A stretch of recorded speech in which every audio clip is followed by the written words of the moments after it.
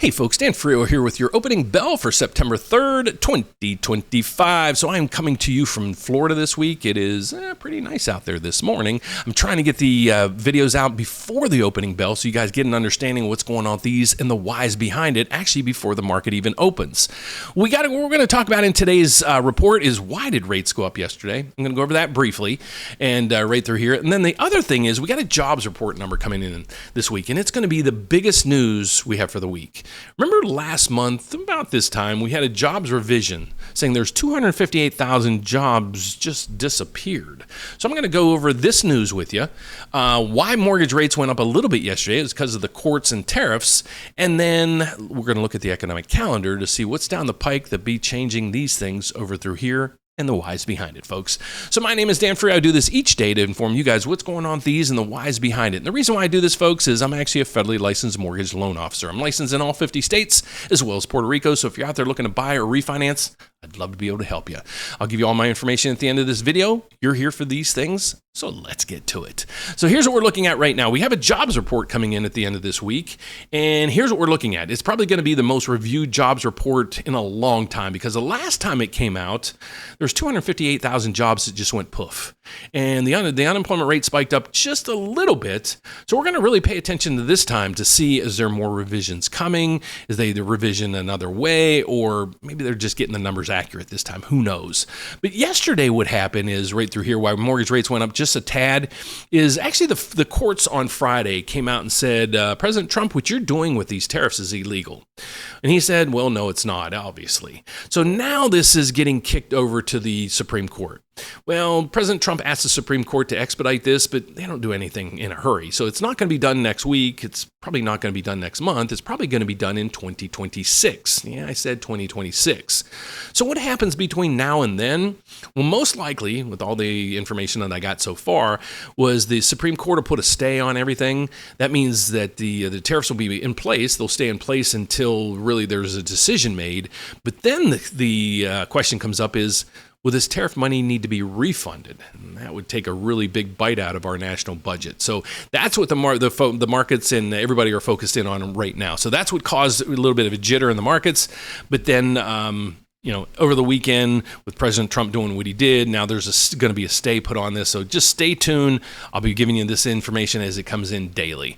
So let's get over to basically the things that we want to focus in on. So here's the economy at a glance. This is basically what the Federal Reserve monitors. They control this thing right here.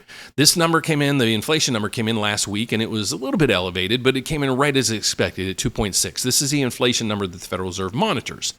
This is the unemployment rate. This number we thought would spike last month because of 250,000 jobs getting gone, but it really didn't move. It moved up 0.1.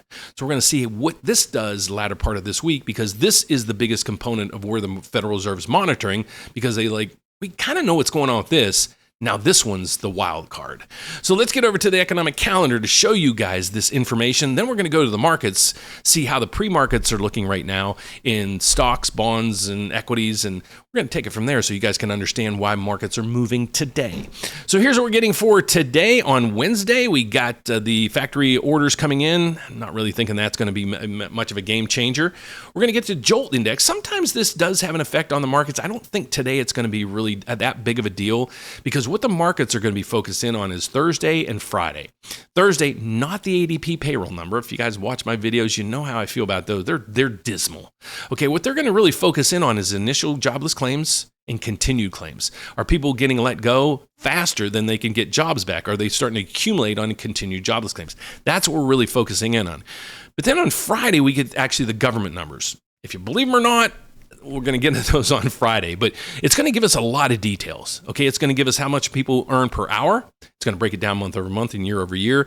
The concern here is, are people keeping up with inflation? If we got inflation at 3%, we have our earnings up 3.9%. Well, people are at least keeping up with inflation.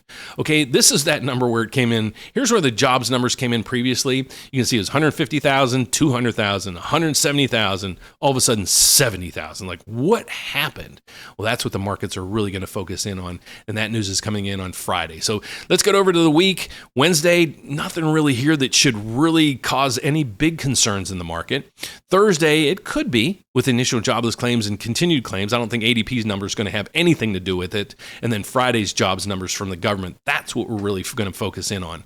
Pre-market openings right now, not bad. Let's go to the CNBC for that. Let's see what the markets look like. Remember, this was dismal last night. We had the Dow Jones down 400 or 500 points and so forth. Now we got the Dow Jones down 100. Not bad. S&P's up. NASDAQ's up 140. We got oil down. You guys know how I feel about oil, folks. When we got 64 or under $65 a barrel, loving it. And then we got the 10-year Treasury down as well. So good market so far. It looks like bond yields are down a little bit. Oil's down. The markets are a mixed bag of goods right through there.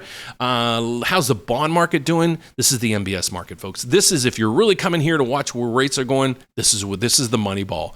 We focus in on rates here. We don't focus in on the 10-year Treasury right through here. A lot of people are like, oh, watch the 10-year Treasury, and then if that's going up, mortgage rate, well, just watch the MBS, watch the mortgage bond. If you have a tough time finding this, just tune into me every day. So the mortgage bonds right now are down 4 ticks. What does that mean? Well, I'll explain to you this chart and how this chart kind of works with interest rates. Because if you look at this chart, you got the 10-year Treasury, it's 4.26. Then you get the 30-year MBS, it's 102.04. That's a pretty high interest rate. No, that's the price. So let me explain to you how the price works in relation to the yield. So the easiest way to explain this is right here.